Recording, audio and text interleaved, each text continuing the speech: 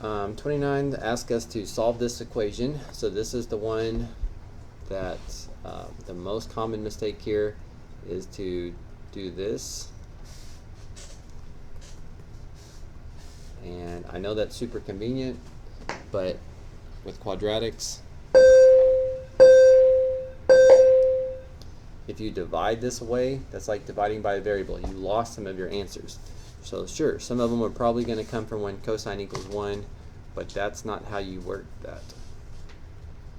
So if you were to rewrite this to make it look more familiar, it would look like this. And quadratics always need to be all on one side set equal to 0. So same thing here. Your first step should be to subtract this cosine over. The next step over here, I guess you could use quadratic formula if you're just wanting to, but this guy factors, GCF. This guy factors is GCF. Over here you would set this equal to 0 and solve, and set this equal to 0 and solve. So that would be our next step too.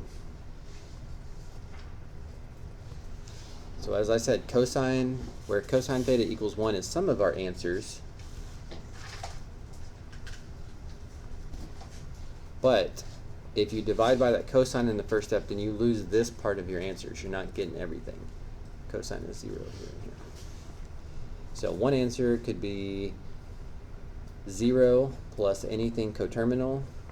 Another one could be pi over 2 plus everything coterminal. And down here, 3 pi over 2 plus everything coterminal.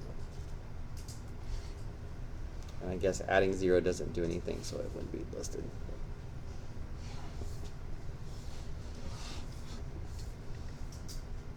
Now, of course, a calculator is not going to work this question for you, but as I pointed out last class and on the top of your review here, we will let you use a calculator on the entire final.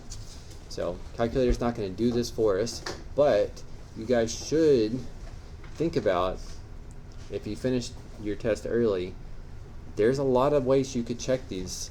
Like if you think 0 is an answer to this, you should want to see, is the cosine of 0 squared the same thing as the cosine of 0? Don't really need a calculator, I guess. But sure enough, the left side equals the right side when x equals 0. So that's all the time it takes to be sure that 0 is an answer. And then you can just as quickly try pi over 2. Assuming you're in radian mode. Plug it into the left side of the equation, plug it into the right side of the equation, and it's supposed to make them equal. If they're not equal, you know you did something wrong. If they are equal, you're not going to waste any more time. You're going to be 100% sure pi over 2 is correct. And then just for completion's sake here, I'm going to go ahead and plug in my other answer. 3 pi over 2 into the left side of the equation. 3 pi over 2 into the right side of the equation. And those do not look the same.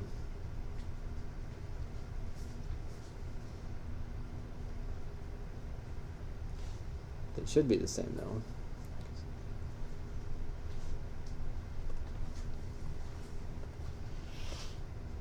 Oh, well, first off, I'm in degrees. This should be in radians. 3 pi over 2 is in radians. So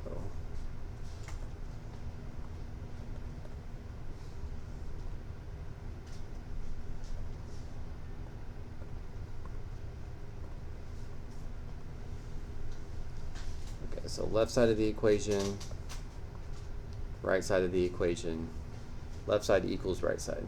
So this one's correct too.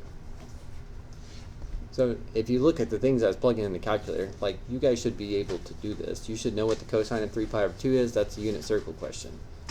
If you square it, you're just taking what you get times itself.